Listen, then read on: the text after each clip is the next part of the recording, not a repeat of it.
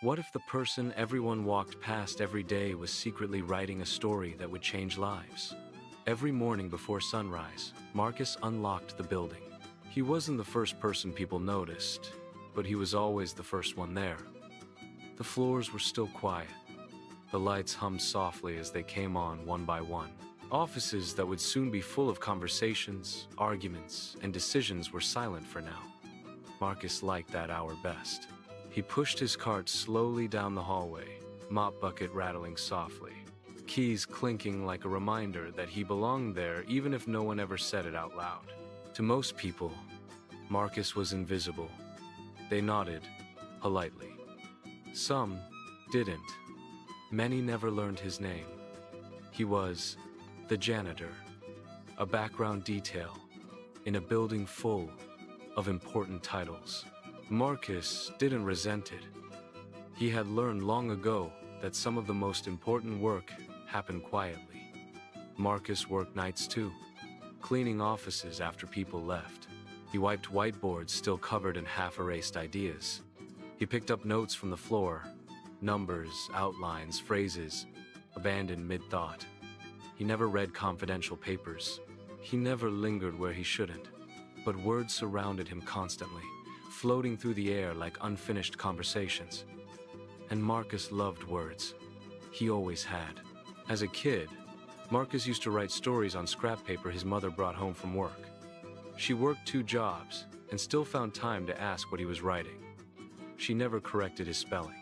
She just listened. Life didn't leave Marcus much room for dreams. College never happened. Bills did. Responsibilities came early. Marcus worked whatever jobs kept the lights on. Eventually, he found steady work as a janitor in a large office building downtown. It wasn't glamorous, but it was stable. And stability gave Marcus something he hadn't had in years: time after his shifts. Marcus went home to a small apartment with peeling paint and quiet nights.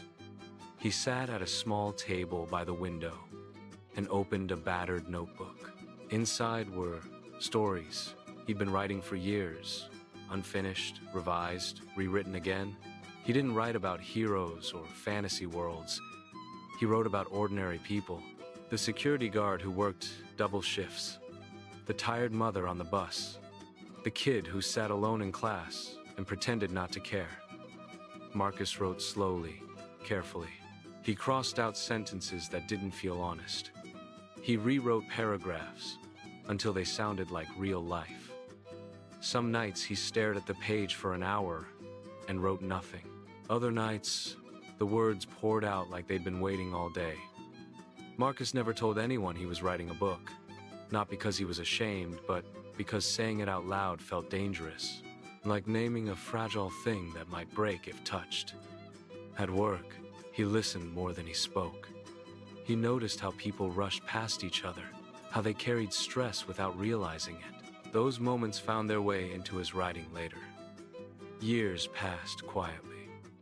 One evening, while cleaning a conference room, Marcus overheard 2 employees talking about a writing contest the company was sponsoring. The winner wouldn't get money, just publication in a small literary journal and a reading opportunity. Marcus paused behind the door. His heart beat faster. The deadline was close, the requirements strict, the chances slim. Marcus went home that night and opened his notebook.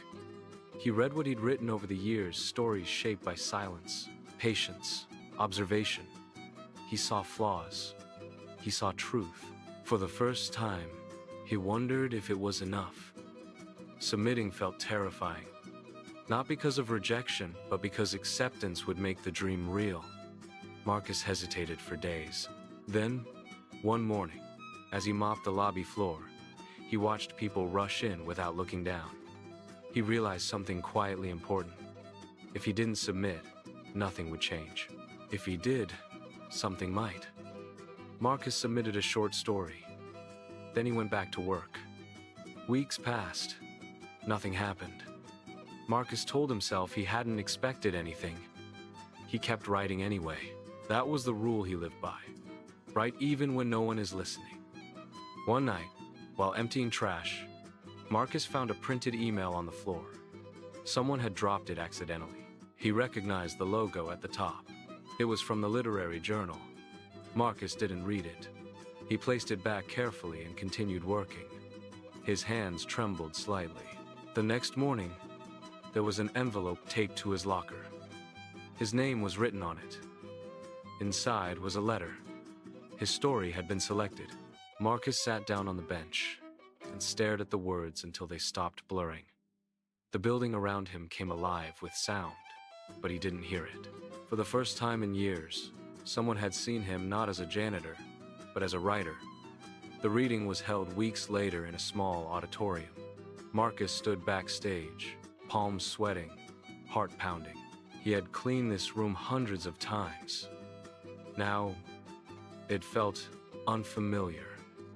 When his name was called, he stepped forward. He didn't speak loudly. He didn't perform. He read, and the room leaned in. People laughed softly at moments of recognition. Some wiped their eyes. Marcus read about ordinary lives with extraordinary weight. He read about people who were never noticed. He finished. The applause was slow at first, then steady, then overwhelming. After the reading, people approached him, asked questions, thanked him. One editor asked if he had more work. Marcus nodded, stunned. Months later, Marcus held a book in his hands. His book. The cover wasn't flashy. His name wasn't famous. But the stories inside mattered. The building didn't change overnight. Marcus still worked his job. He still pushed his cart through hallways. But something was different. People stopped him now, asked about his writing. Some apologized for never noticing before. Marcus smiled politely. He didn't need apologies. He needed space to keep writing. Eventually, Marcus reduced his hours. Then one day, he turned in his keys. He didn't walk away from work. He walked toward purpose. Years later, Marcus visited schools and community centers, speaking to people who felt invisible. He told them the truth. "You don't need permission to create," he said. "You just need patience." Marcus never forgot where his stories were born, in quiet halls, under fluorescent lights, between shifts no one celebrated. He didn't write to be seen. He wrote because stories deserve to exist. And sometimes, when the world finally looks down, it discovers it's been walking past brilliance all along. Watch the next episode of Hidden Stories That Change Lives. Please like, comment, and subscribe.